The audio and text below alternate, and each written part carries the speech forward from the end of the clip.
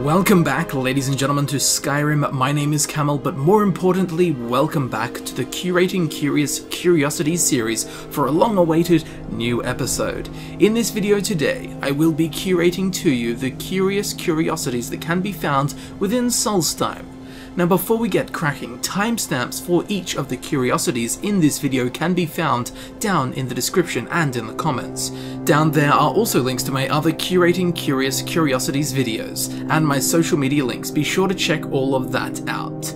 So Solstheim, it's the last bastion before the Sea of Ghosts and the long-lost continent of Atmora to the north. The frost-bitten kingdom holds many mysterious and gorgeous secrets alike, many of which are unexplained and only ring through folklore. Solstheim is only playable with the Dragonborn DLC and is a massive region to explore, so much so that this will undoubtedly be the largest CCC video for Skyrim. Solstheim was also originally introduced with the Blood Moon expansion for the Elder Scrolls III Morrowind. It was once an untouched gem of raw and primal nature, with thick forests to the south and frozen wonderlands to the north, steeped in mystery and ancient intrigue. The north is home to plains of permafrost and mountainous ice shelves, whitewashed with cold winds and dotted with ancient interests. While the northern regions of Solstheim remain relatively the same, now, 200 years later, the south, on the other hand, has been bastardized, disfigured,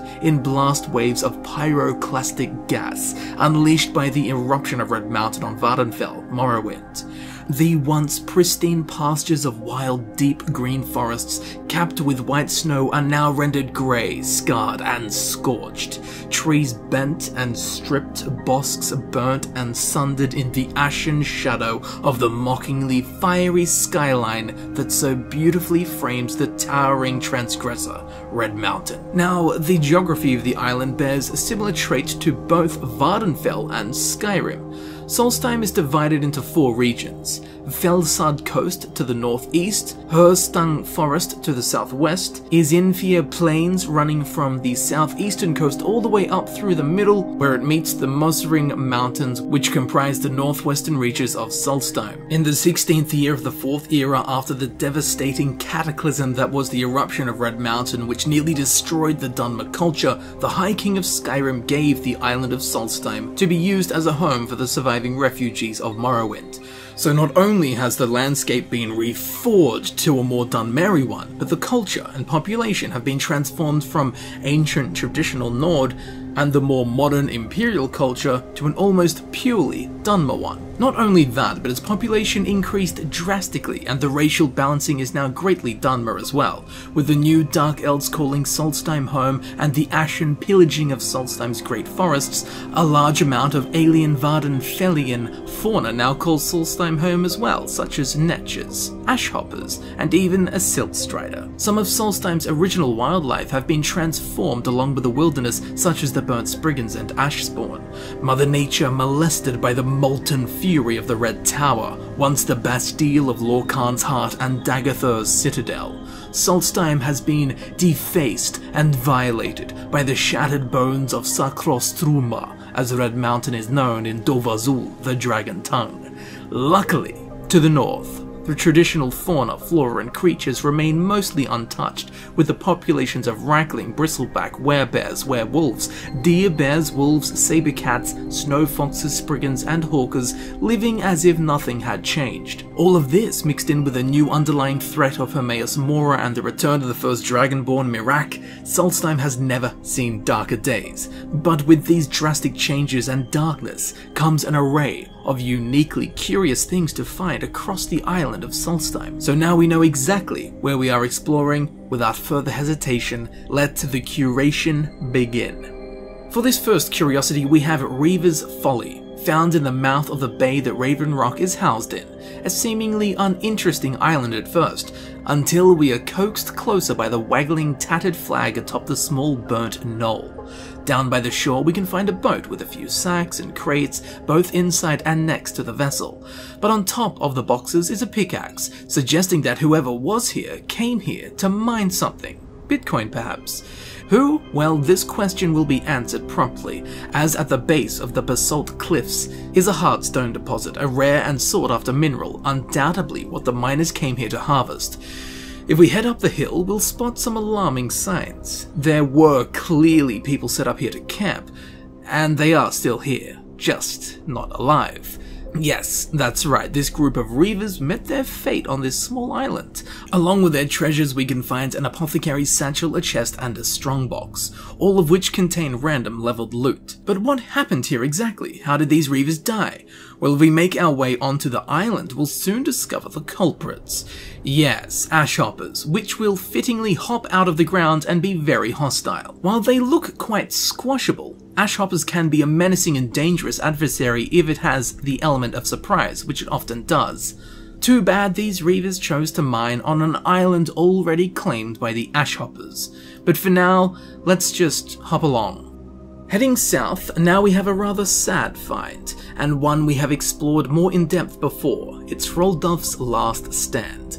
On the map we can see that it can be found here to the south of Hroldulf's house on the coast. As we approach this location, we'll see a figure standing and soon distinguish that this is not a person, but a Spriggan, the elegant woodland mother, a creature of nature and the forest that has been set aflame, and is now trapped within a smouldering prison. Its very own body. A clear reminder that Red Mountain melted and mutated the fauna to match the smelted ecosystem. A sad sight, but to make it even worse, down by the water we'll notice a small boat and a body lying on the shore, face down in the volcanic sand and ash. A suspiciously underdressed man, considering we are on Solstheim, a very cold place to the very far north. Maybe he's a werewolf, they often tend to dress this way, although that conclusion is unlikely, as on the ground next to him is a broken axe, along with pools of his blood. So if he was a werewolf, surely he'll just use his beast form and his big wolf hands over using an axe. In regards to his death, it would appear that this burnt Spriggan is the one that killed him, still protecting her part of the forest despite it now being a blasted wasteland. Next to him there is a chest and a strongbox, both of which will contain loot reflected by your character's level. So far, this is quite a strange find. Even after searching his body, there are no clear signs as to who he is or why he is here. Now if we head north, there is the location known as Hroldulf's house. Inside the depths of the basement we can find his dead lover, Bjornofir. On his corpse there is a letter to Bjorn which reads as follows. Bjorn, do not come to this place, I have not much self left. The earth will take us both. H. Now as mentioned before, there is a much deeper story to this all, and it turns out that Hroldulf and Bjornofir are actually the only confirmed same-sex couple in Skyrim. I do have a full video exploring their mystery more in depth if you are interested, but there is no solid conclusions, although it may even involve the Dwemer. Nonetheless, a very, very sad find. For this next curiosity we have the Shore Shrine of Kynareth. On the map we can see it is located here to the northwest of Raven Rock.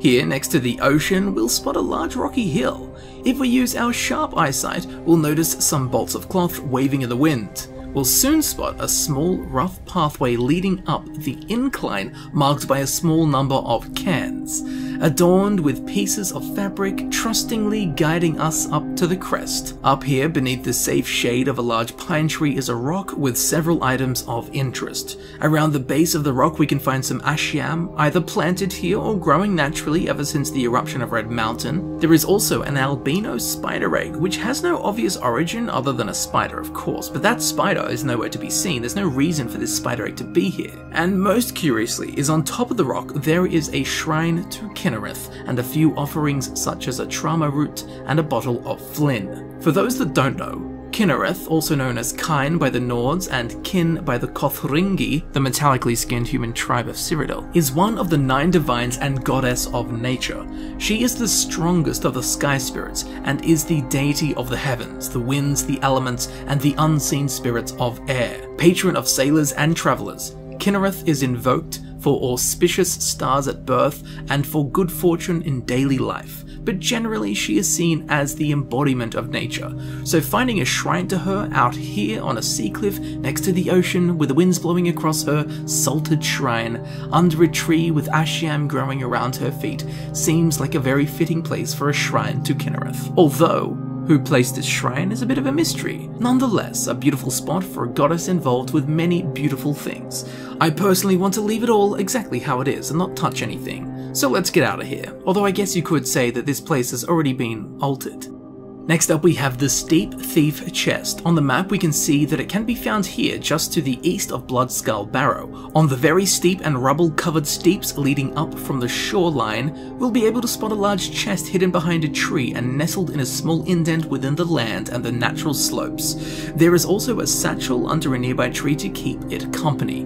This type of chest is what is considered a boss level loot chest, often found at the end of very long dungeons containing fitting rewards for such a challenge.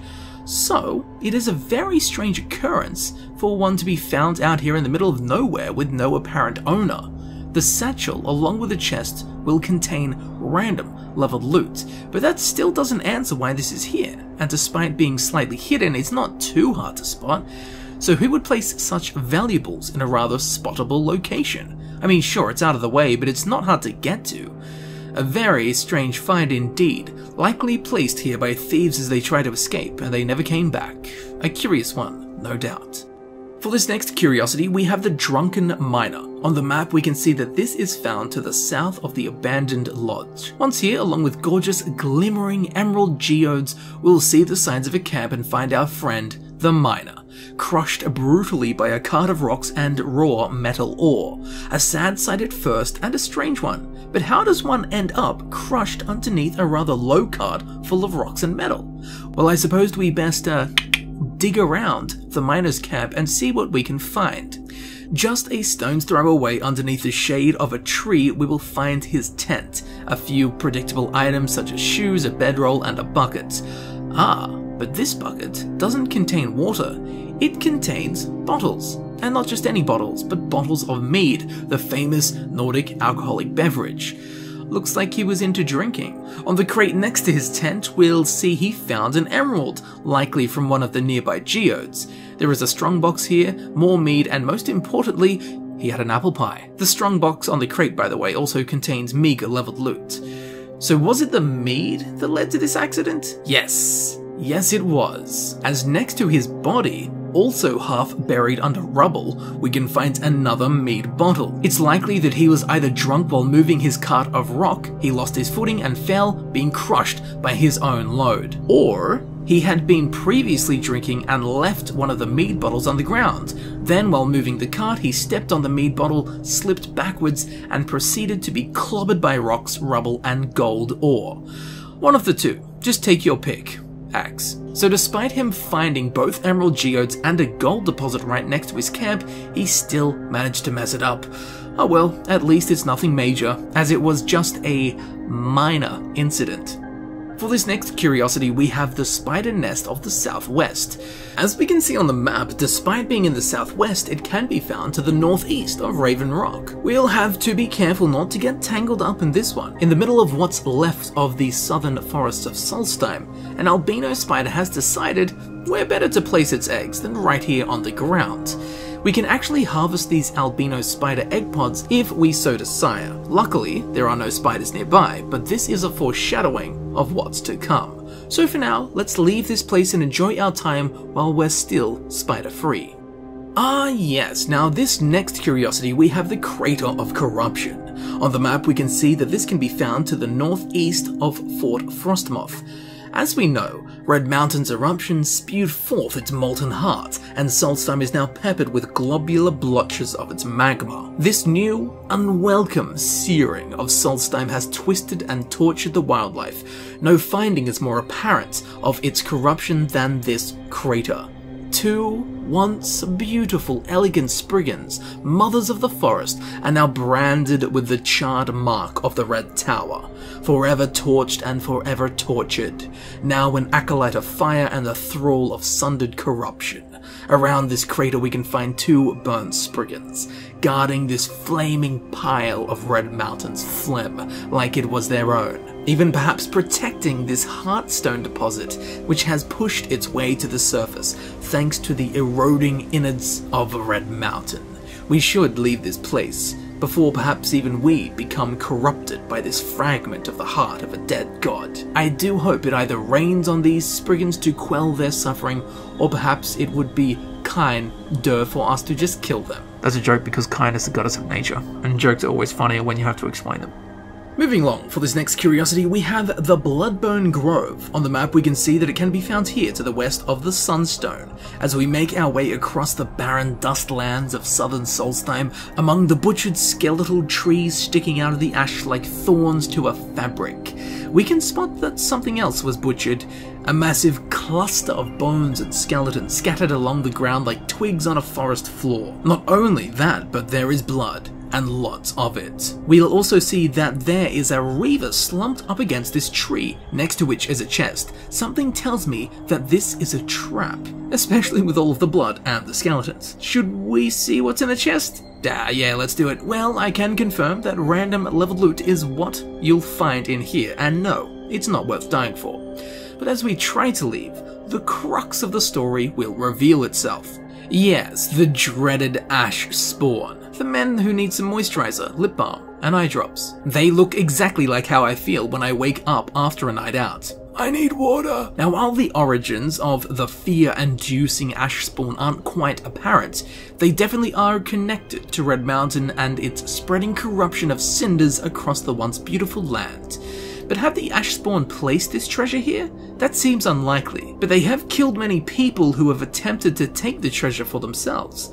Perhaps they were once men, and after Red Mountain's eruption they were forged anew, from man to ash spawn. Now they guard where they fell, the only thing that they now know. A very strange case, and one I don't think we'll ever know the true answer to. So let's leave them be, and let them keep their meager loot. Not that it's meager, but I'm not risking my life over it. Ah yes, amongst the grim and barren tales of late we have, well, while it is actually kinda sad, it's also heartwarming. I talk, of course, of Dusty the Silt Strider. On the map we can see that she can be found here, to the northwest of Tel Mithryn. If you have played the Elder Scrolls 3 Morrowind, or the Morrowind chapter of the Elder Scrolls Online, you will be familiar with Silt Striders.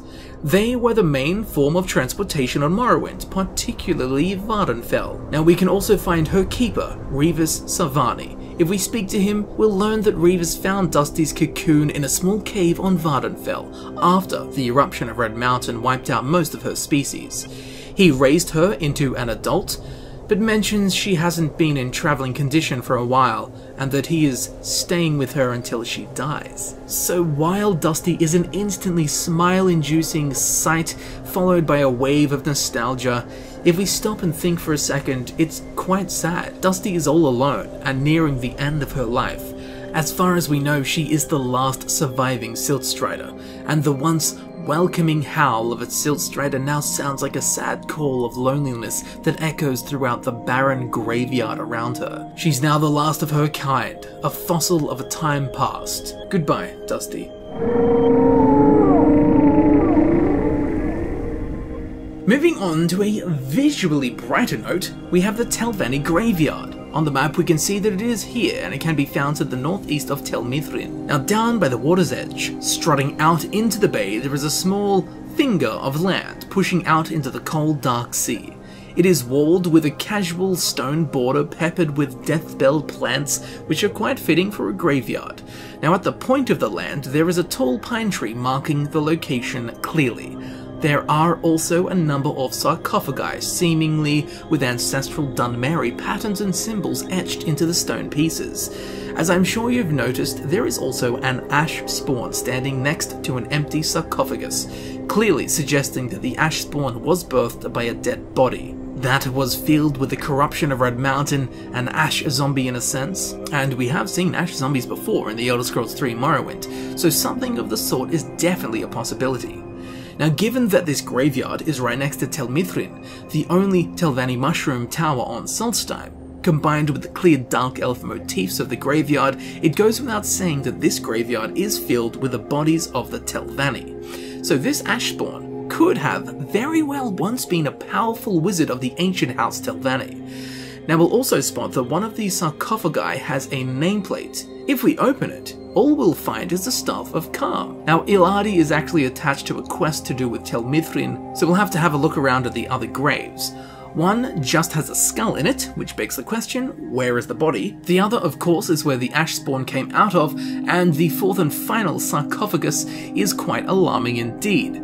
As while at first we think, oh, it's no problem, there's just a skeleton in there, that's to be expected. If we actually look at how its hand is positioned, it's heavily suggested that this person was either buried alive and was trying to push the lid off, or this person had died, was buried, and then came back to life, just like this other Ashspawn over here. Either of those are quite scary thoughts indeed.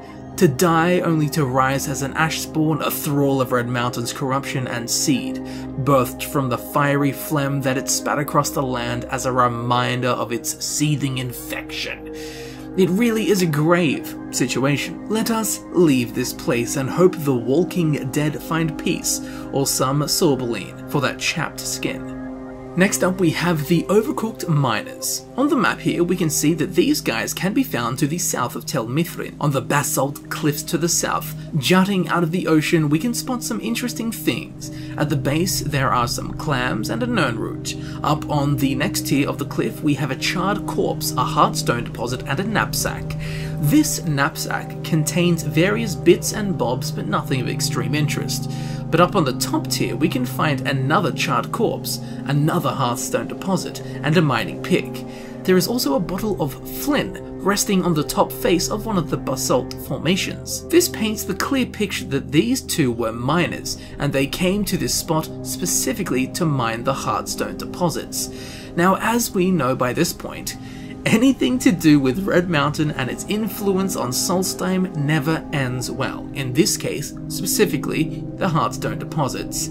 Now, how exactly did these two go from being flesh to ending up looking like the result of when I cook? Well, we'll have to get a little closer to find out. As we approach the site, two Ashspawn will rise from the grey ground and be ready to protect their treasure Hearthstone. Of course, needless to say that this is the Ashspawn that dealt the final blows of howling molten ash onto these miners, who were immolated and left as burnt husks of their former selves. Let's leave this place before we get a particularly bad case of sunburn. Moving on north, for this next curiosity we have the Smouldering spider scar. As we can see on the map, this can be found here, to the west of Tel Mithryn. This is a rather long strip of land that has been overtly and exceptionally damaged by the wrath of Red Mountain. A wide but more notably lengthy smear of cinders, spiders and ash. Now this is where we can make a particularly amazing discovery, as the land was blasted by liquid red obsidian storms. As we have observed, it twisted the wildlife. Well, these once albino spiders can actually adapt and take on elemental attributes of their surroundings. So as this nest of spiderlings were forced to be forged in the fire, they absorbed that trait and are now fire spiders. Even more amazingly, you can actually create and use these spiders as weapons, altering their genetics to your will to build an array of varied and ferocious additions to your arsenal. No, I'm not making that up. I actually do have a full guide for that. So if the idea of such a weapon tickles your fancy, be sure to check that out. But if not, be sure to steer clear of this strip of lavaed land. Ah yes, now be sure to bring a change of underwear for this one, as we have an ambush of Apocrypha. On the map we can see that this can be found to the southeast of Fort Frostmoth. Once here, down by the grey shores, there is a small spit of land reaching gingerly out into the soft sea of ghosts. With some clams, a log, a collection of rocks, and a nirnroot singing away, it seems inviting enough. But as we approach to inspect the tranquil, stunted shoal, Hello, a little curiosity from Apocrypha. Yes, that is right, a lurker is here waiting for unlucky travellers. Now, while Red Mountain has stolen the show as the greatest contention on Solstheim, this lurker reveals the true occult dissidents buried beneath the surface and infecting the very soul of Solstheim. Yes, that's right, this abomination is a creature of Apocrypha, the plane of oblivion ruled by Hermaeus Mora, the Daedric prince whose sphere is the scrying of the tides of fate, of the past and the future as read in the stars and heavens, and in whose dominions are the treasures of knowledge and memory. Also known as Hormaeus, Mora, the Woodland Man and the Demon of Knowledge. As the main questline of the Dragonborn DLC reveals, Hermaeus Mora is up to no good. Well, I suppose that is for each of us to decide for ourselves. But this little shoreside surprise from a realm unnatural in comparison is a poetic note in reflection to what lies beneath all of Solstheim. For now, let us lurk away from this spot. Now, as we move further and further north, I do hope that you don't mind some eight-legged friends, as we have the Spindler of Kagrumez. As we can see on the map here, it can be found just to the southwest of Kagrumez.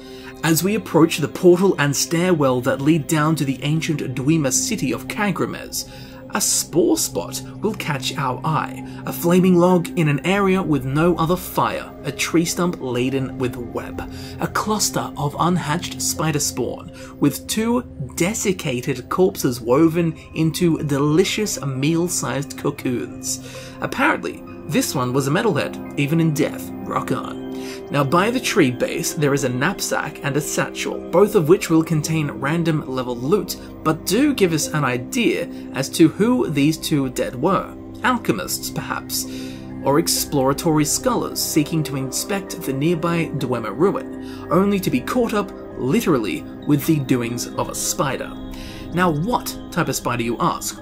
Well, as we saw before, the combination of flaming tree and the ruby deposit creates the indefinite makings of a flaming spider. Even the pulsating hatch sack has a fire glow to it. And sure enough, if we dare approach such an unwelcoming location, the sack will burst open, revealing a flaming spider just as we had so cleverly surmised. So before we are turned into the next meal of this blazing spawn of Mafala, let us leave this place. Now, for this next curiosity, we have the Ashfallow Reaver Encampment.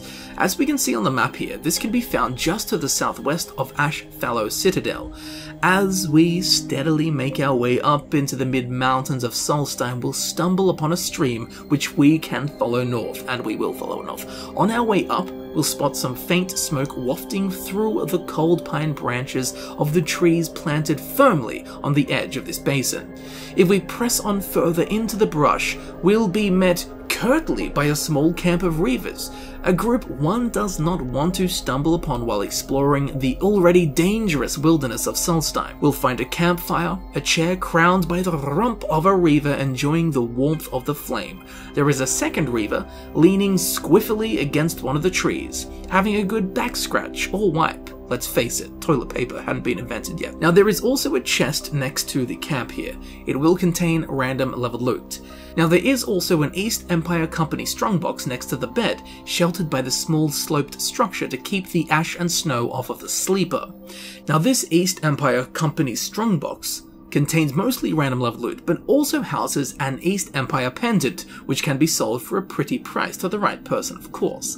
Apart from that, this camp contains nothing too interesting, although I must say it is a mystery that these Reavers are out here at all.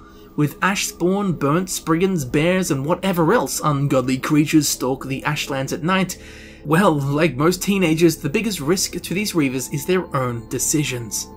For this next one, we have the Spriggan's Silva. While scary, still comforting. As we can see on the map here, it can be found to the south of Bujold's retreat. Here on the slopes leading down to the eastern coast of Solstheim and leading up into the high, rough terrain of Solstheim's heart, we can find a small Silva, a bosque, a copse, a grove, a cluster of trees and foliage.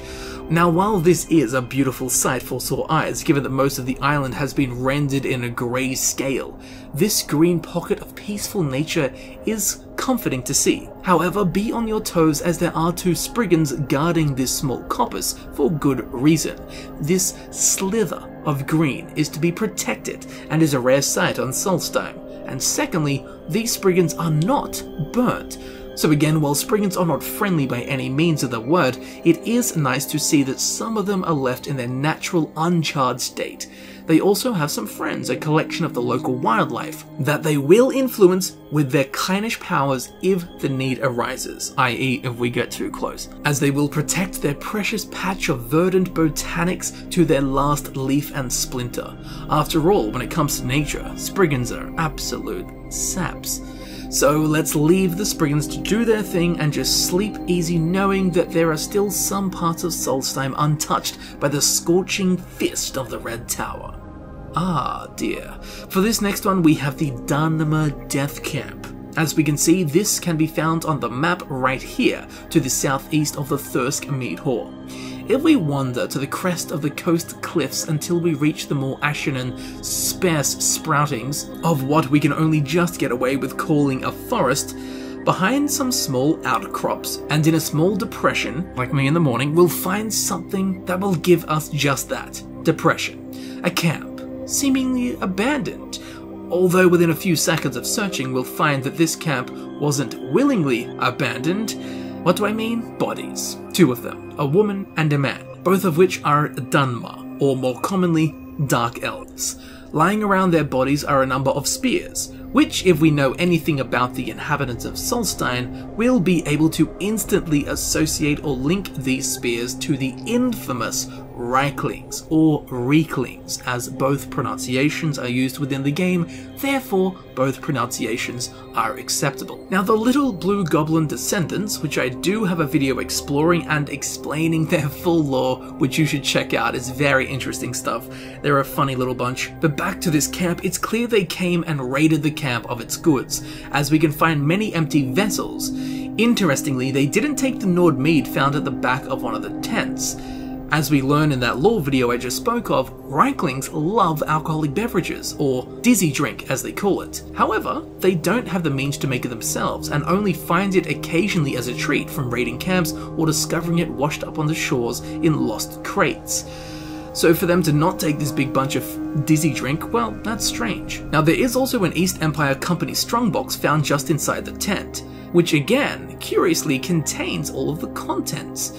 The reason for this is because that it was locked, and Rieklings cannot open locked things, so the goods still remain within. Most of the treasure will be random leveled loot, but there is also an East Empire pendant in here which can be sold to Fethis Alor for 500 gold. Now if we get too close to this camp, guess who turns up to say hi? That's right, the Rieklings. Turns out they were hiding in the hills and brushes around the camp, waiting for any others to return. They have even brought with them a bristleback mounted warrior. That means business. Although their appearance here isn't too surprising, as the Thirsk Mead Hall is just over the hill, which is where a large encampment of Riekling reside, I am surprised that they came back. But we don't want any trouble, so let's Riek-verse out of here? No? Nothing? Okay. Now this one is very interesting. We have Usha's Golden Floodgate. As we can see on the map, this one can be found in the hills to the north of Ashfallow Citadel. If we follow this small stream that leads up into the hills, we'll see it bends around and heads towards a crag in the rock face. Heading up the hill, unlike the water, we'll spot something curious indeed. A wooden gate. Not only that, but this wooden gate is barred from the inside. So the only way to get into this small operation is to climb up on top of the rocks around here, then jump down into the small gated off area. We'll quickly notice that things do not seem to be in order, with a fallen wooden walkway and arrows laying in the stream below. If we take a look up at the wooden area that still stands, many interesting sights will be seen. Firstly, we have a bedroll with a dead Argonian atop. Lying on his back next to him is a bow. If we look closer, we'll see there is more though. Skooma bottles. Many empty skooma bottles. And to just show off my counting abilities, there's 4 here. Up on the table there is more skooma, only these bottles are full. Thank the gods. That'll be fun later tonight. There is also an extinguished lantern, a coin purse, and a note. Over by the edge of the platform, there is a low shelf covered in gold ore and a rather large plate. Perhaps this gold was panned from the flowing stream. One might even call it a golden shower. Now in the corner there is a chest and an East Empire Company strongbox, both of which are locked. On top of the chest there is a mining pick, again suggesting that there was some gold ore extraction going on around here. But given that there are no gold ore veins nearby, I'm going to assume that the ore was panned from the stream as originally concluded. Anyway, the chest contains random leveled loot, and the strongbox contains the exact same thing, except for the East Empire pendant, which as we know can be sold for a pretty handful of coin. Okay, so this Argonian named Usha, on his body, there is nothing that exactly helps us understand his story, although it's fairly obvious that he overdosed on skooma. So let's read the letter to Usha found on the table. My dear Usha, we can make it work. Do not worry about my father. He will grow to accept you in time. So will my mother and my sister. Oh, Usha, I only ask that you write and let me know that you are all right. I have convinced father to look past your lack of wealth and see you for who you really are. Come back home. No need to worry. I'll be waiting for you, my love. Signed, Monessa. Okay, wow, so Usha wasn't accepted by his lover's family because he was poor or just not wealthy enough in general. So he comes out to Solstheim, finds some gold, and then maybe gets excited about the money, treats himself to some skooma, and next minute he overdoses. It's like me with Pringles. I got paid once by YouTube, and then I popped, and I cannot stop. Anyway, back to Usha and Monessa. I did look her name up, and she does not exist in any of the other Elder Scrolls games, only mentioned in this letter here. So that letter, and the findings of this location, complete the story. Usha came for gold, he got gold, he also got some skooma, then he died. So far away from home. But this story is just some of the Usha of Solstheim. So let's carry on exploring and leave him to rest in peace. Now for this next curiosity, we have the Dragonbane Bluff. As we can see on the map, this can be found in the hills to the east of the Dunmer city of Kagrumez. Now while we progress up into the snowy regions of Solstheim, heading both north and uphill as our thighs and calves begin to burn, we'll spot something both sad and scary. Skeletons. Dragon skeletons. Lots of dragon skeletons. A frozen graveyard of dragons, so many souls absorbed, but by... oh, of course. The Temple of Miraak lies further up the hill. Miraak, the first Dragonborn, the guy that totally absorbed every single soul of all of the dragon skeletons that we see here. Makes sense. But what is almost ironic is that there is a dragon mound here, just next to the temple, where this dragon laid dormant for thousands of years, and I must say, he probably crapped himself when he finally woke up and the first thing he saw was a sea of his fallen brethren. It is interesting that Miraak hasn't come down here yet to claim his soul. This is also one of only 2 dragon mounds on Solstheim, as we'll learn later on in the video. Now up the hill, a small stroll, there is also a chest where the grass meets the stone. It is locked, and once opened will contain random level loot, as you'd expect. A dragon guarding its treasure in a sense, but also a lonely dragon surrounded by the bones of his family. So let's leave this dragon to mourn and sit in solitude and fear, as Miraak is literally just up the hill. But let's progress on through the video, as we wouldn't want this to drag on. Am I right? Drag on? For this next curiosity, we have the Gems of Zenithar. As we can see on the map here, it can be found right here, just in the hills to the northwest of Frostmoon Crag. Tucked away on these snow-laden slopes, we can find several valuable mineral and gemstone deposits and geodes. But a small way down at the base of this frosty descent is a shrine, lit eternally with a candle flickering within. This is a shrine to Zenithar, with 2 corundum ore next to it. Now for those unfamiliar, Zenithar is one of the 9 divines, and is the god of work, labor, communications, commerce, and the provider of our ease. So to have this shrine placed here amongst a congregation of sapphire geodes and rare minerals such as corundum and silver seems very appropriate. Although a beautifully and logically appropriate place for a shrine to Zenithar, it does make me wonder who on Earth, or who on Nirn, is coming up here to praise Zenithar. I think it was likely placed here by some of the Imperial or Legion settlers just over 200 years ago. Anyway, regardless of its purpose or placement, it is a gorgeous spot to praise the god of wealth, Zenithar. Yes, I do hope you like unexpected things, as for this next curiosity we have the Solstheim Surprise. As we can see on the map, it can be found here just to the southeast of the Water Stone, overlooking the sea to the west. Perched precariously on a quaint timber stage, we'll clearly observe that it's weighed down by many crates and barrels. Perhaps this is a stowaway area that some of the local Reavers use. Although if you wanted to keep your loot haul safe, this would most certainly not be the place for it. Smells fishy to me. Not literally, just in the sense that there's a large collection of valuables in the middle of nowhere, dangerously kept on a snowy mountain slope, so naturally, let's check it out. As we slowly slink down the hill to eye the suspicious setting, our mistrust manifests itself. Yes, the classic Riekling and a barrel trap. These pesky little munchkins have placed a seemingly profitable stockpile of items as bait, to draw in those of a curious nature, only to kill them, then steal their valuables. Oh, the irony. Now there even seems to be some Riekling hiding in the snow just behind us as well. We're surrounded. Now here there is a chest which will actually contain loot, randomized of course, so if you do come out on top of this fight, the inspection of the area will be worth it in the end. Now there is also an East Empire Company strongbox on one of the crates. Again, for the most part it will contain loot, which will be determined by your character's level. However, there will be an East Empire pendant in here, which again can be sold for a few scrumptious septims back at Raven Rock. So now we know the truth of this place. The Rieklings have played their little trick, resulting in a barrel of laughs. So let's get out of here. Okay, for this next curiosity, we'll be heading back down to the coast to find the Catch of the West. As we can see on the map here, it is located to the west of Damp Hall Mine. Here, on a slightly less ashy shore when compared to those of the south, on this small spit of land thrusting out into the small navy bay, we will first spot a boat, a telltale sign that there is more to inspect close by.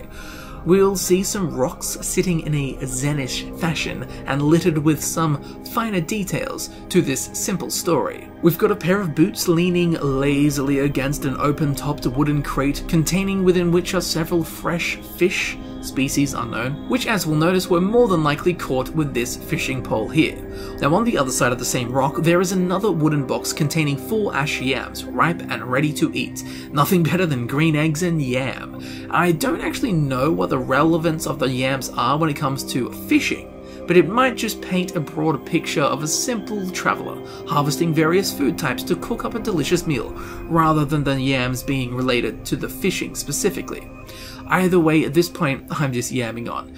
Now, up on top of the rocks, holding this whole scene together, there are 2 bottles. One is a bottle of Sheen, and the other a bottle of Mazti, both of which are classic alcoholic beverages of Morrowind. So it's very likely that this fisherman or fisherwoman is, or as their fate is currently unknown, was a Dunmer. It seems to be a very simple case of someone coming here to fish and relax. What happened to that person? Well, given their boat and all of their belongings remain, when it comes to explaining this curiosity, well, it's quite a catch.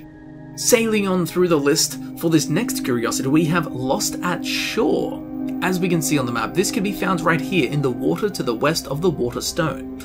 On the shores of the beach there are 2 small boats pulled up onto the sand, and then some way off of the coast there is a larger ship anchored at sea. So firstly, there is no way to get onto this boat or this larger ship, and even if there were, there is absolutely nothing on it. There's no treasure, there's no enemies, there's no friends, there's no way to get down inside the boat and have a look around. It's just a static object to be looked at. Now back to the shore, it's clear that a number of people came to Solstheim in the larger boat, then paddled ashore in these 2 smaller vessels. This is all well and good, but it's strange to me that it's just been abandoned. There are no Reavers or bandits or anything guarding this. while there are some camps and enemy bases around the area, it's not clear if any of them own these boats, and a ship is a valuable thing, which again has just been left completely unguarded. So the origin, owners, and abandonment of these boats, and more specifically the ship, sure is a mystery. We'll just have to see how this pans out. For now, let's just wave this one goodbye. Up Netch, we have the Netch Shower Falls. As we can see on the map, this one can be found to the north of the Waterstone. Flowing rapidly down from the mountains above, fueled by snow runoff and melt, there is a raging waterfall, cascading furiously off of the stone cliffs and into the sea, creating plumes of mist and engulfing waves of moisture. The now local Netchers have taken a liking to this area and use it to bathe or shower themselves under the falling aqua. They are probably trying to wash off some of that damn ash from Red Mountain. It makes an absolutely beautiful spot to view the sunset, as the golden flaming glow of Magnus increases as it descends to the horizon for sleep. The warm honey and rose flavors of the light palette mix with the haze of the falls, creating clouds of ephemeral and prismatically autumn vapors, a picture to be painted if ever there was one. While the Netch float through the air and soak in the warm and refreshing waters, a lovely snapshot of the beauty that the Elder Scrolls universe can create is presented. So now, let's move on to the Netch Curiosity. Oh yes, now for this curiosity we have the Stalhrim Hetercomb. As we can see on the map, it is found just here to the northwest of White Ridge Barrow. Pushing our way up into the frost-bitten mountains from the warmer shores down below, we'll be faced with a number of steep and jagged crags. If we follow this one around, a narrow passageway will reveal itself. Walking up on through the snow, we'll soon observe that it's just a dead end, and just before we turn back around, some ruins will catch our eye. If we duck our heads down into the subterranean sepulchre, we'll be confronted by pure profusion of permafrosted portals of the dead, a huge circular burial site of ancient Nord warriors, now frozen not only in reality but in time, by the precious material known as Stalhrim. This is the largest concentration of the material in the game, containing 30 pieces of Stalhrim mined from 10 sarcophagi. A strange place for it, and also a strange place for such a massive gravesite like this. If anything, I would expect to find such a place deep within an extensive Nordic ruin, rather than an isolated area all the way out here in the mountains. The entirety of the pit is also enchanted by these dancing blue waves of ephemeral frost, a strange place indeed, but an excellent source of Stalhrim if you ever need any. Crawling on through, for this next curiosity we have the Arachnid Hatch. As we can see on the map, it can be found to the south of White Ridge Barrow, just across the snowfield outside the entrance to White Ridge Barrow, strangely enough. Now on the other side of this small river that forms here, we'll spot a small wooden shack marked by the waggling blue bolt of cloth. This small timber structure is surrounded by sapphire geodes and albino spiders. Now, not only are there albino spiders, but because the spider pods were laid next to these sapphire geodes, the spiders within have absorbed the frosty attributes of the sapphire. So when hatched, they aren't albino spiders at all, but they are frost spiders. Similarly to how we found the flame spiders down south. Again, be sure to check out my guide if you are interested in using these spiders as grenade-like weapons, which you can do. Now inside the shed, there is a small trapdoor that leads down into the experimental chambers of White Ridge Barrow where the spiders are created. But again, if you wish to explore that fully, I do have videos covering that.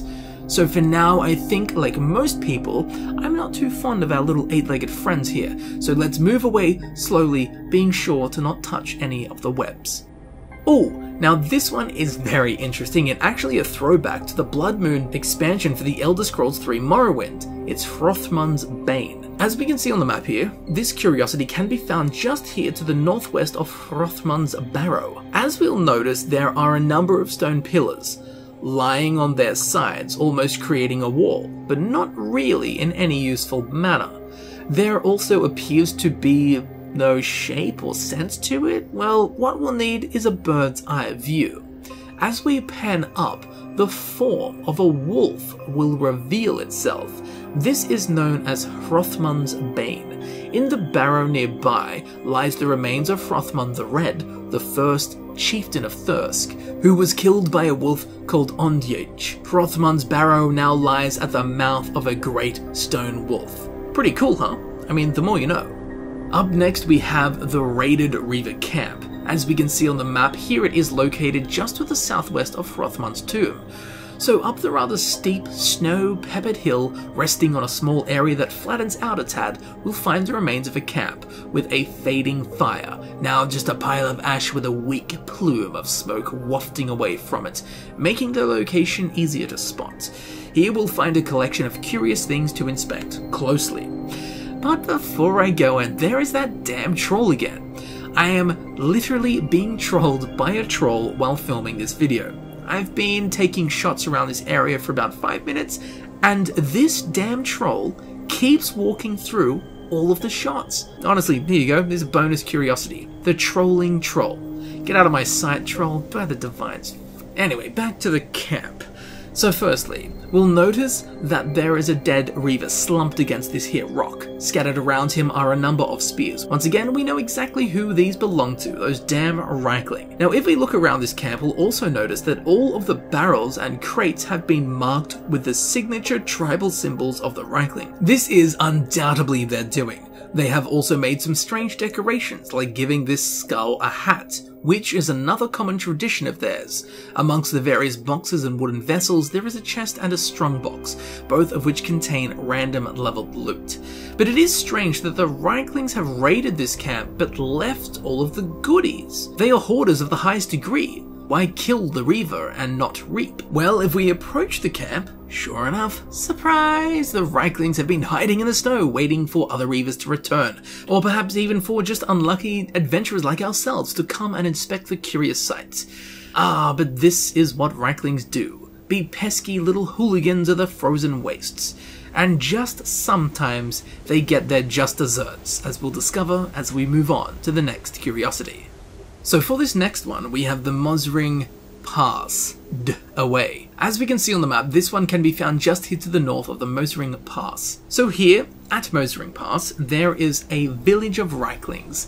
Now up at this little mountain peak next to Smouldering Pass, right next to their little camp, they have marked the location with a flag signifying their claim to the area and letting everyone around know how superior their climbing skills are and so on. Now if we take a closer look, however, we'll see that one of them slipped.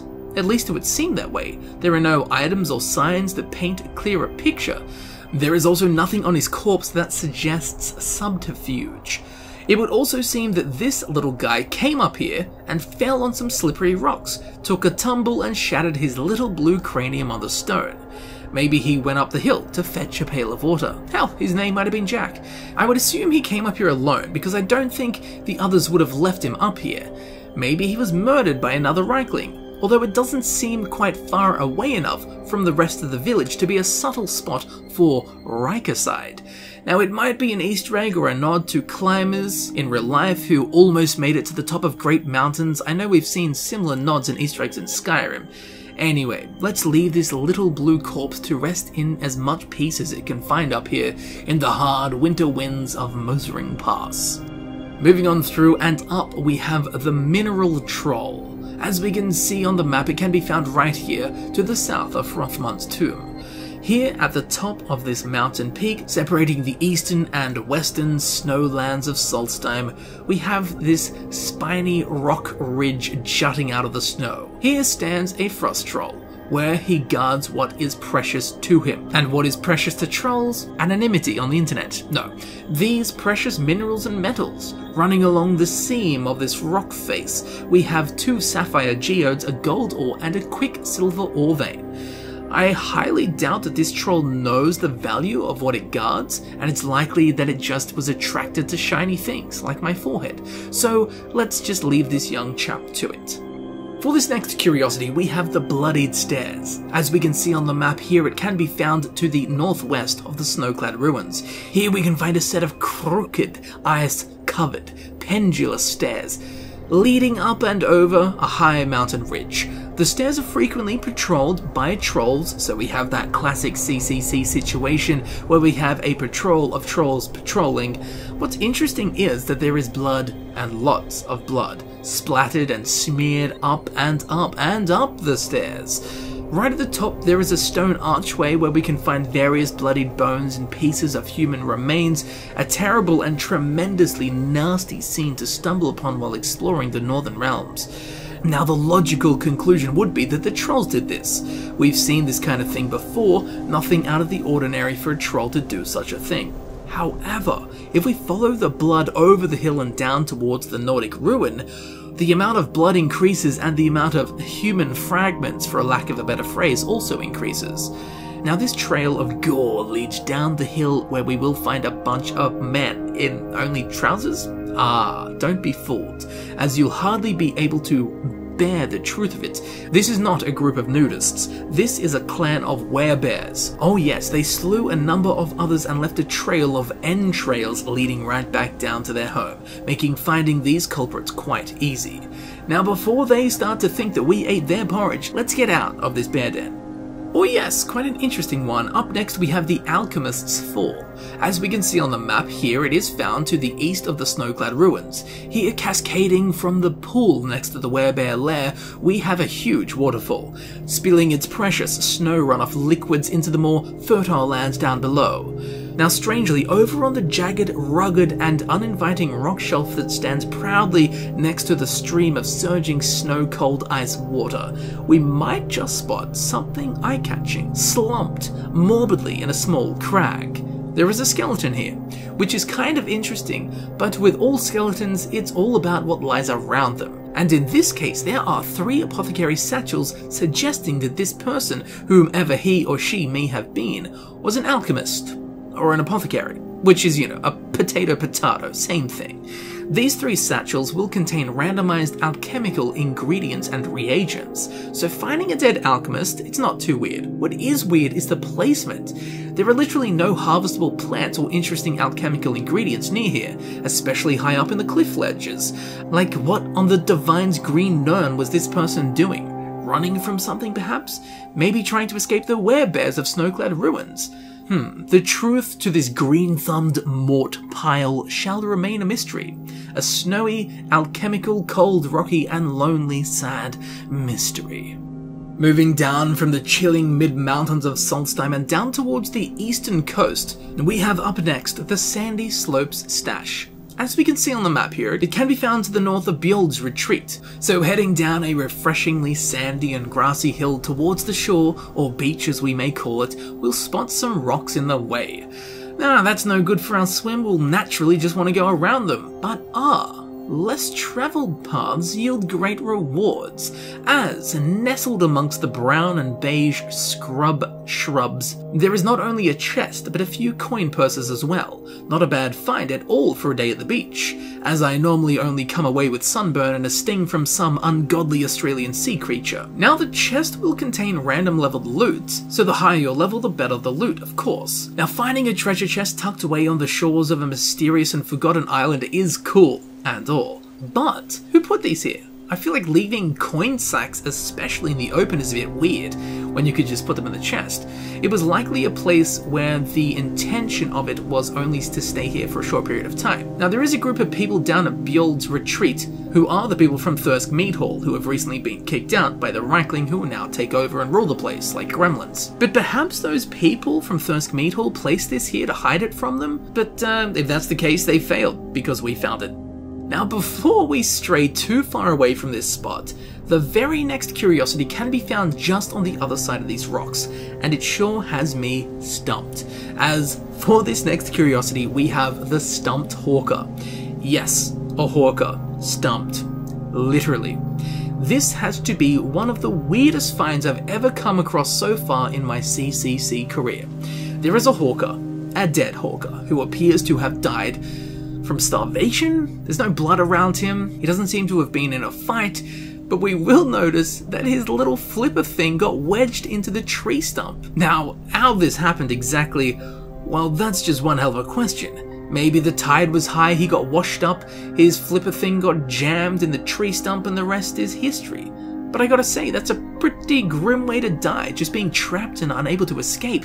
It's like dying decades into a marriage. Interestingly though, if we rummage around the contents of the hawker, there is an amethyst inside him. Maybe he was an Aquarius, betrayed by the sea. The amethyst is the gemstone of the Aquarius, in case you don't know. I only know that because I'm an Aquarius. Well, as sad as it is, we've got to push on towards the tail end of this, just like the hawker. For this next curiosity, we have the Skaal skeleton. As we can see on the map, it can be found right here, just to the north of the Skaal village. At the thick, frozen and forested base of the cliffs to the north of the Skaal village, we can find something rather curious. While skeletons at this point are rather quotidian, it's the skeleton's proximity to the village that makes it strange. So tucked away in a tiny little opening revealing a frigid and frosted glade, we have a chest, a human skeleton, and what I can only assume to be a horse skeleton, as I do not believe that there are mammoths on Solstheim. And if there were mammoths, this would be an awfully small mammoth, so again, fairly sure that this other skeleton here is a horse. There is also an iron sword lying on the ground. So why is this weird? Well, it's right next to the Skaal village. You'll think that if there was a skeleton right next to your town, and in plain sight, someone would have noticed it by now, but apparently not. A horse and a sword suggests this person was armed and mounted. It might actually be some goofy nod to the horse cliff climbing glitches or abilities one can instigate in Skyrim, as all these skeletons and stuff can be found at the bottom of the base of a cliff. So was this an ancient Nord warrior, a Skaal warrior perhaps? Maybe this was an outsider and considered cursed, so the Skaal never touched the skeleton. There are many possibilities, but for some reason something is just not right here. I can feel it in my bones, and his bones. As aforementioned, there is a chest here. Of course it will contain random level loot. A strange find indeed, and for some reason just doesn't sit well with me. A skeleton with a sword and a horse in a chest, right next to a village. It's very, very curious indeed. For this next curiosity, we have the ransacked Reavers. As we can see on the map here, it can be found to the south of Frostmoth. After we stumble through the icy, crystallized shrubs and plants around, we'll come out into a lovely bay, and right here there is a boat and a camp. Contrasting savagely with the snow, we'll see blood and two bodies, one male and one female, again both Dunmer, and both Reavers. Scattered around both of their corpses like kitchen utensils when I cook, we'll find spears. Riekling spears. Surprise, surprise, the Rieklings. Well, I'll give you one guess who shows up when we enter the camp to inspect it a little closer. That's wrong. You're wrong. No one shows up. This is the one time the Rieklings aren't waiting in hiding around their slain foes. I do believe the reason for this is that Frostmoth, the cave just to the north, is an extensive Riekling base that they have. So they all probably just went into the cave rather than sitting around under the snow outside. Sadly, there are no chests or anything of interest at this camp, so we'll just bid these Reavers farewell and congratulate them on being so boring that the Rieklings didn't even stick around. For this next curiosity, we have a sandy grave. As we can see here on the map, it can be found right to the east of Frostmoth. Here, on the final strand of golden sand washed up and battered, are two skeletons and a chest. A strange place for them. Likely they were on a boat and became shipwrecked, swam ashore with what belongings they could take with them, namely this chest. Perhaps they drowned and all of this just washed up naturally here. Maybe they made it to shore and died of the bitter cold of northern Solstheim. Regardless of the story or the past, all we have now are two shadows of a tale that once was. A canvas with faded paint, all that is left are dull strokes, two lingering figures and their chest. Inside we will be able to find random leveled loot, and nothing that helps us understand what this once was. A sad, shadowy, sandy and rather inconclusive curiosity, but one I'm sure will remain where we found it for many, many years to come. Maybe one day their story will be discovered. But I do know one thing. A sandy grave, this is Anakin Skywalker's most feared way of dying.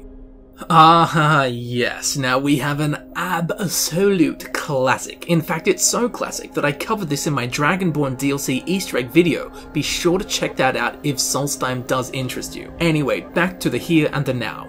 We have, well, an island to explore. We'll soon see what it has to reveal. As we can see on the map, this location can be found right here, and it is actually the northernmost curiosity in this video and perhaps ever. So the first thing you'll notice as we swim to this island and way out north into the frozen mists and the sea of ghosts is this boat adorned with a circular amber Dunmer lantern which ever so magically illuminates the waves as they pummel this small vessel, rocking it back and forth in the wintry sea. Inside the boat we will find various items: a knapsack, a sack, a coin purse, a satchel, a chest, a few oars, and an East Empire Company strongbox. The knapsack contains random level loot along with the chest. However, the East Empire Company strongbox, while it does contain mostly random level loot, as you would come to expect at this point, it also contains an East Empire pendant, which we can sell for 500 septims back in Raven Rock. So now, let's find the owner of this boat. As soon as we walk ashore, we will spot an abundance of Nirnroot. Nothing too strange, but it is notable. Ah, yes, okay. The Spriggans are back. One of only 2 locations on Solstheim where there are normal Spriggans still alive, opposed to those twisted and igneous ones we found down south. They may just be protecting this small slice of Solstheim, keeping the natural balance and everything in check, although I must admit there are a large number of them. More Spriggans than we'll normally ever find in one spot. Oh dear. Or oh Dunmer. I think we found the owner of the boat, a Dunmer or Dark Elf alchemist, lying face down in a pool of blood. No doubt the Spriggans attacked him and killed him when he stepped onto their territory. But what is this? More Nirnroot? Massive Nirnroot, giant Nirnroot. Alchemically the same, but the size is 3, 4, 5 times the scale of a standard Nirnroot.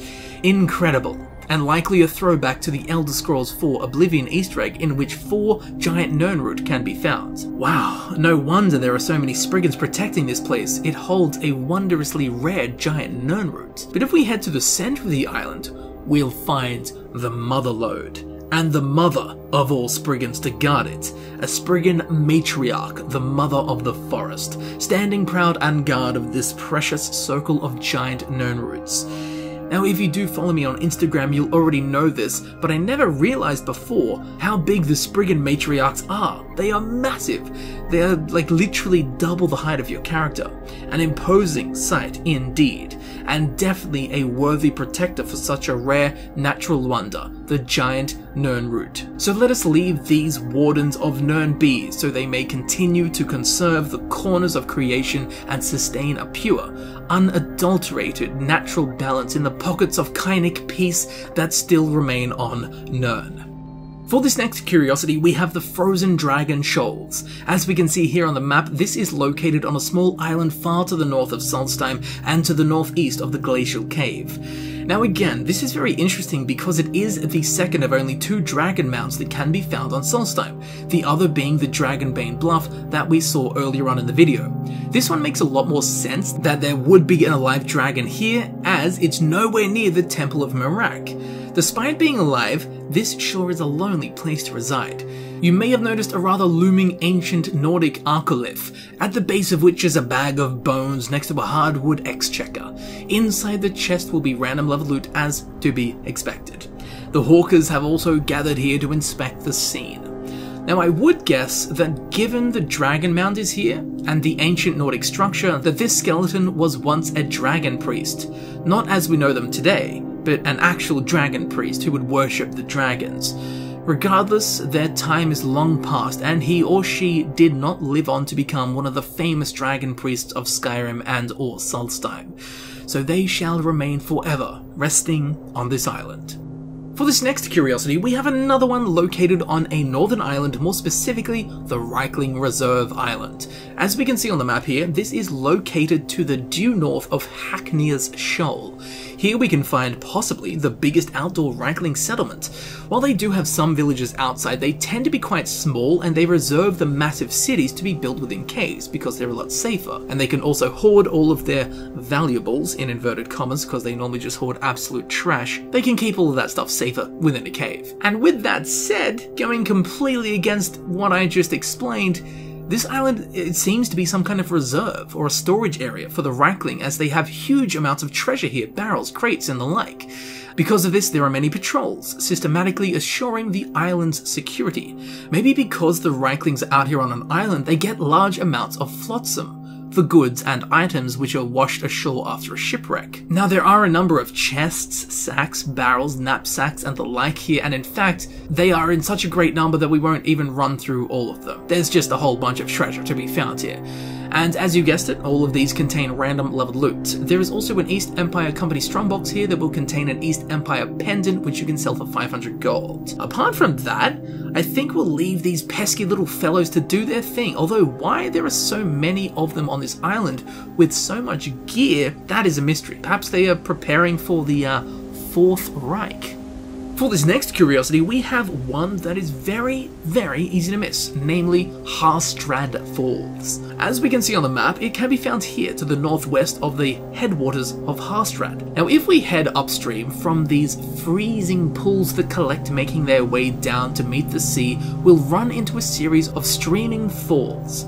While boasting big drops, they flow down peacefully. Well, up on the top tier, in which the very first snow runoff waterfall forms and rushes down into this crag, forming an enclosed stream, we can spot something down there. A chest and a skeleton, and a strange place for them. Apart from that, there is no evidence or clues as to who this person was or where the treasure came from. If we take a look in the chest, we'll be able to find a variety of goodies, provided you are of a high enough level. Of course, they will be good because it's random level loot. Now, I was thinking that maybe this skeleton and this chest were washed from a deep, subterranean Nordic burial chamber within the mountain.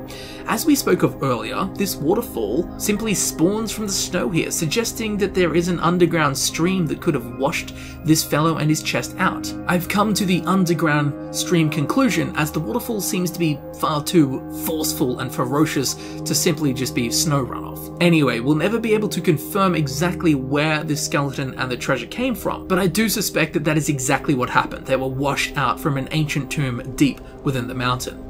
For this next curiosity, we'll be heading back down to the water's edge by the coast, where we can find Dark Nirn Pond. As we can see on the map, this can be found to the northwest of Haknir's Shoal. Here, in a tiny inlet, there is a pond. It lights up beautifully during the sunrise, reflecting the refreshingly warm colours of life across the frozen realm. 3 Nirnrid grow here, suggesting it is an area of purity and natural balance, as they sit and ring away singing the songs of Lorkhan. Now, as tranquil, peaceful, calm, harmonious and placid as this pond looks, do not become too entranced, as if we dare step foot into the pond, our second greeting from Apocrypha. Of all places, this beast of Hermaeus Mora and his black, wriggling tentacle realm filled with alluvium of knowledge oozing its way into Mundus, and of all places, this foul spawn, the Lurker, takes its hiding hole in this beautiful little pond filled with Nirnroot, a natural celebration of Mundus, from which this Lurker is not. By all means, please, come here and remove this foul creature from this spiritual Zen garden of ringing Nirnroot. Moving north for this next curiosity, we have the Karstag Trove. As we can see on the map here, this can be found just to the east off of Castle Karstag Caverns. Plummeting down viciously from the spiring Castle Karstag and the defrosting snow peaks of Solstheim is Karstag Falls, eventually making its way down to the Sea of Ghosts in the north. If we follow the narrow mouth of the flow back from the sea and towards the fall point of the water flow, we'll be able to spot an object being showered with the harsh, bitter cold water falling from above. A chest of unknown origin, likely washed from some crypt or perhaps even Castle Karstag itself.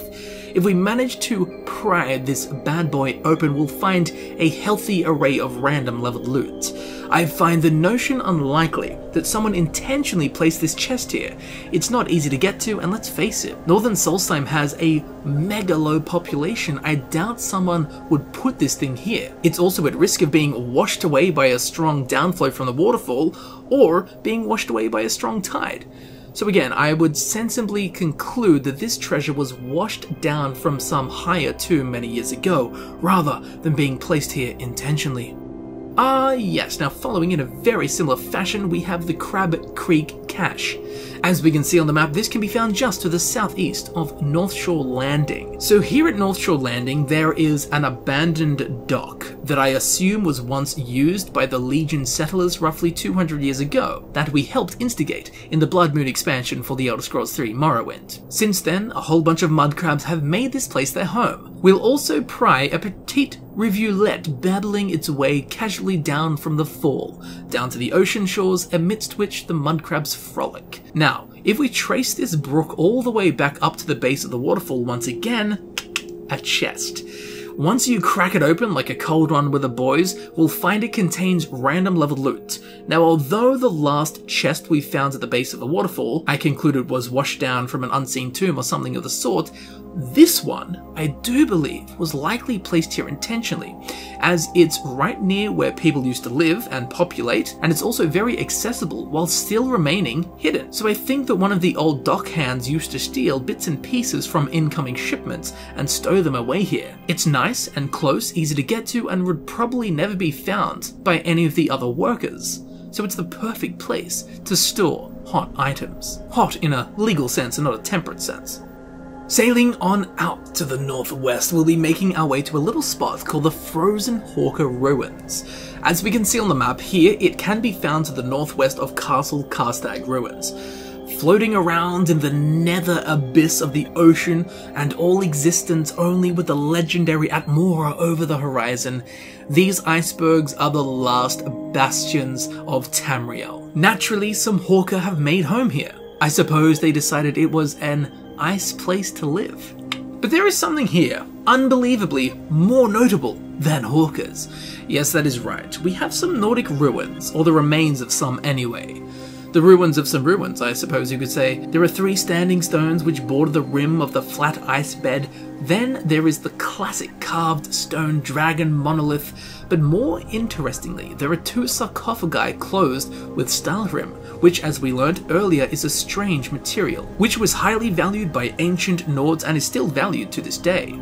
There is also a rather powerful weapon here. Although I assume that it is the result of scaling loot, nonetheless, it's an awesome find. Now, while a small little bundle of ancient Nordic culture is to be expected on Solstheim, what has really got my interest is the fact that it's all encased within an iceberg. So I do believe that the most likely series of events to result in such a strange sight is that the ancient Nords of Solstheim built a burial tomb within a massive glacial wall of the northern ice shelves found on Solstheim.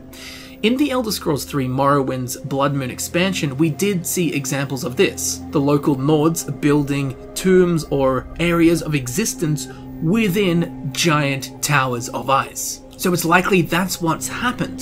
Then over hundreds, perhaps even thousands of years, the glacier melted, the towers of ice split, fell into the Sea of Ghosts and splintered into historical fragments which flow beyond the northern shores of Solstheim. This frozen Hawker ruin being one of them. An amazing find, and an almost eerily remote and outlying curiosity. Thousands of years of history half buried and frozen, floating, flirting with the edge of the known world, ready to be swallowed whole by the unknown seas at any storm to the north. An amazing find for sure. Alright, I gotta admit, this is one of my favorites throughout this video, purely based on its comedic merits. So for this curiosity, we have the Riekling Locksmith. As we can see here on the map, it can be found to the north of Bristleback Cave. Now, coming up from the lapping sea, upon the shore where the sand meets the stone, we'll find a chest. Straight away, it's a very unique chest, as it has been turned into a wooden pincushion with 7 Riekling spears sticking out of it like a porcupine. We'll also note that we have the classic cultural signature of the Riekling, with these blue tribal markings. Now you might be thinking, was this target practice? Did this chest do something to the Riekling? Why on earth would they do this? Well, throughout this video, you may have noticed that anywhere in which Rieklings raided and looted, the only things left unplundered were locked chests and boxes. Why is this? Because Rieklings don't know how to pick locks. So, hilariously, they found this chest could not open it and went straight to their unique lockpicking technique and filled this poor wooden box with spears and painted it blue. Yeah, that'll teach it. Now, yes, it is locked, and once we do open it, there will be loot scaled appropriately for your level. So the Riekling didn't miss out on too much treasure, but I love their solution to a problem. Rain spears upon it and painted blue. Huh, maybe I'll try that with my taxes. For the penultimate curiosity, we have the Forgotten Soldier's Spoils.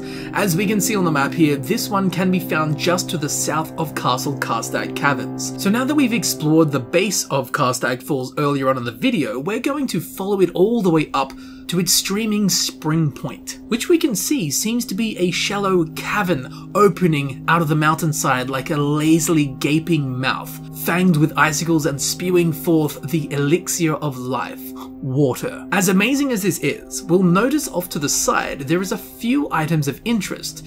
There is a chest which holds items relevantly reflecting your character's level, but this chest is accompanied by an iron sword and a steel helmet, as if a soldier or a warrior laid down their arms and left to pursue a more pious life. Maybe this is a tribute to a great warrior or someone's forefather, although I feel an altar or a shrine would be a more appropriate place to do such a thing rather than a chest. So that aspect of this find is quite interesting, but secondly, here? Why here? I suppose that was the point, to hide this meager collection of items in a place where no one would find them. But who placed these here? And for what purpose? That truly is a mystery, but I've got a feeling that whoever it was are now in Sovereign Guard. And ultimately, we have a lovely little exploration-based curiosity to finish off the list, the 3 mountain peaks.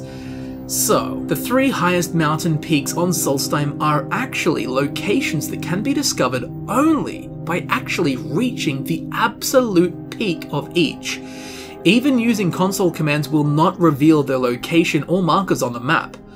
So these can be really hard to get to, as there is no paths and you literally just have to jump your way up to the top of each. One slip and it's all over. You'll fall to your death. So firstly we have Mortrag Peak, which once reached it will be marked here on your map in the northwestern region of Solstheim. Secondly we have Freit Peak, which once reached will be marked here on your map just to the east of Mortrag Peak. And finally we have the Mosering Peak, which once reached will be marked here on your map just to the south of the other 2. So now we have climbed, reached and discovered all 3 of the highest peaks of Solstheim's mountains.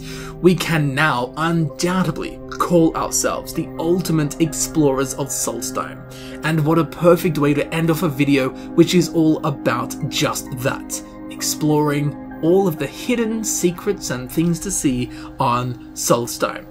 And with that final unforgettable peak in curation, the curating of curious curiosities within Solstheim has been completed. I do hope that you have thoroughly enjoyed this utterly unique region of Tamriel, with its ancient ruins, unique wildlife, frost-bitten peaks, glacial waterfalls, frost-showered bosks, ice-cold babbling brooks, blasted ashlands, and igneous smouldering spores of Red Mountain. I do hope I have been able to show you something new that you did not know existed on Solstheim. I have certainly discovered some new and interesting things. So whether they were old friends or new acquaintances, I do hope that you have enjoyed the curious curiosities of Solstheim.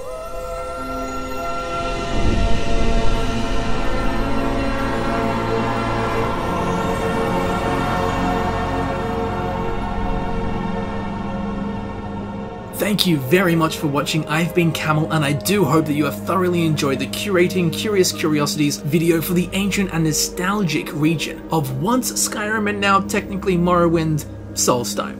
If you did enjoy this video and you would like to see more videos similar to this one, please consider subscribing. It helps me know that people are interested in these kind of videos and in the long run will result in more of them. And if you do enjoy the CCC series, please feel free to check out the links in the description. These of course will lead you directly to the Curating Curious Curiosities videos that I've already done for Skyrim. If you did learn something new in this video or died a little inside from one of the puns, please leave a like, I appreciate it greatly. If you have any theories, backstories, imaginings, or explanations for any of these curious curiosities, please leave a detailed explanation of what your thoughts are in the form of a comment down below. I'm very interested in hearing some of your explanations for some of these ever so strange and curious finds on Solstheim. I'm sure the community's collective mind power will be much greater than mine, so I'm sure together that we can come up with all of the backstories for these strange findings. Down there in the old description you can also find links to my social media. Be sure to follow me on Instagram and Twitter, and if you'd like to become one of my heroic patrons, you can of course support the channel on Patreon. As I'm sure you know, all of my time and energy goes into making these videos that I create for you to enjoy, so your support is most appreciated and welcomed in any and all forms. So thank you very much for watching, thank you for supporting the channel, and I will see you very shortly in the next video. I'll see you there soon.